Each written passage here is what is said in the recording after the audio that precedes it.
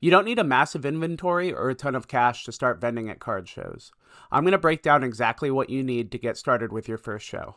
All right, step one is finding a card show. And honestly, this is easier than you think. I usually find upcoming shows through Facebook groups, targeted ads, networking with other vendors and collectors. But honestly, the best resource that I've found for finding upcoming shows has been Trading Card Database. I love Trading Card Database because it lets you search for shows based on the area that you're in. So for instance, I'm in Georgia, so if I click Georgia, it'll take me to a list of all of the upcoming shows, basically now until the end of the year. And what's cool about it is if I see a show that I'm interested in, like Commerce Card Show, for instance, I can click on that and it'll give me the information for that show. Not only where it's located, what times it's running through, but if I want more information that's posted by the promoter themselves, it'll give me the website or the Facebook link to find more information about that show. It's also really cool because if there is a show that I know of that's not on this list, I can click here to submit it to Trading Card Database and they'll add it to the list. Now, my advice for your first show is to start small. Remember, you're just getting started. You're dipping your toes in the water to see if this is something that you actually enjoy doing and if it's worth the money. You don't need to dive in head first to a big show like Collecticon or Front Row, where it's a big 2 to 3 day event. Tables are expensive. You have to spend a bunch of money traveling halfway around the country. Just find something local. My first show was 30 minutes away from my house. And even now, after having numerous shows under my belt, I still really only look for shows that are within like a 2 to 3 hour radius from where I live. Step 2 is considering your expenses. I believe there's 4 core expenses you need to consider when doing your first show. Your table costs, your cost for travel, basic supplies, and food and drink. When it comes to table costs for a smaller one-day show, you can typically expect to spend around $50 to $150 for a single table. As far as travel expenses go, remember, we're keeping it simple. We're doing something local. We're not driving super far. We're not flying far away. So really our only travel expense should be the gas it takes to get there and get back. As far as basic supplies go, you don't need a whole lot. At most, you need top loaders and you need sleeves. Lastly, as far as core expenses go, is food and drink. I think we can save some money here if we just listen to what our moms used to say when we would ask for chicken nuggets from McDonald's on the way home from school. We have food at home.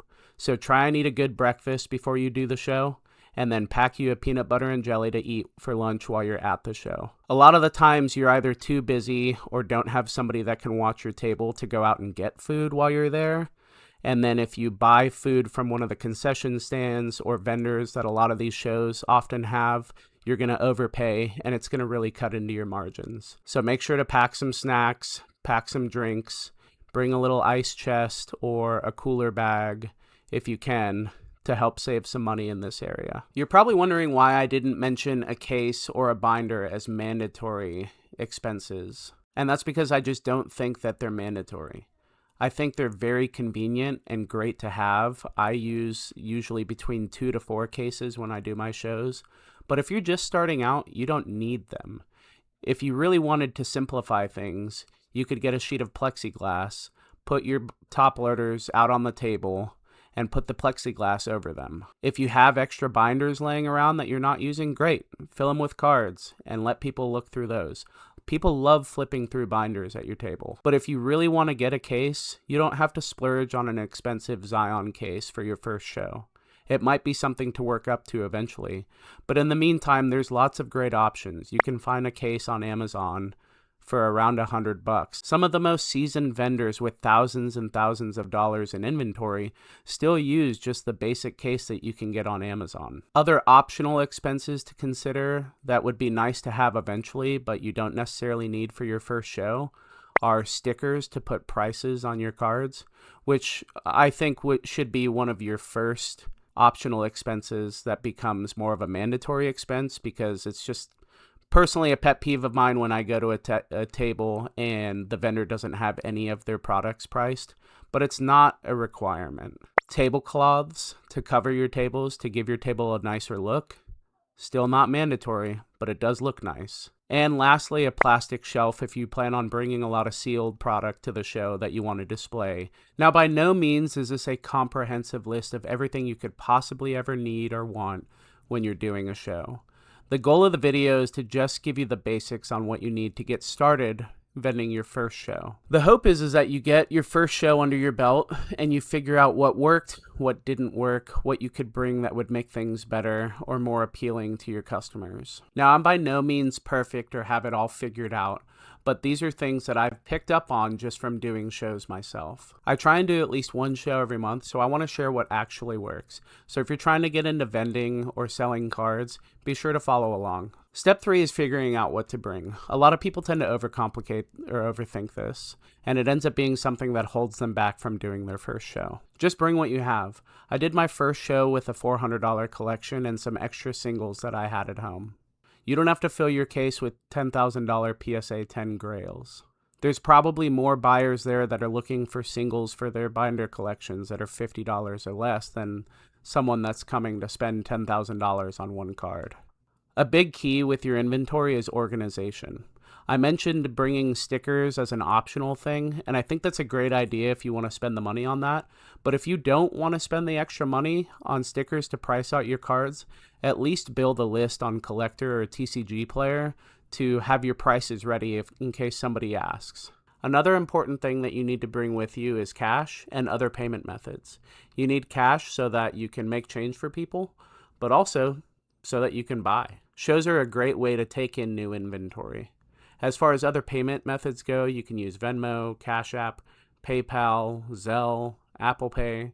There's tons of different payment methods out there. You don't need to have them all. I've tried to expand to as many different payment methods as I can because I don't want to miss out on sales due to not having available payment methods. But just start with something simple like Venmo or Cash App. And just a little tip so you don't make the same mistake that I did for my first show. Don't wait until Saturday morning to go to the bank to get change. Now, step 4 is the fun part. It's the selling part. I try and be close or slightly under market on all of my cards.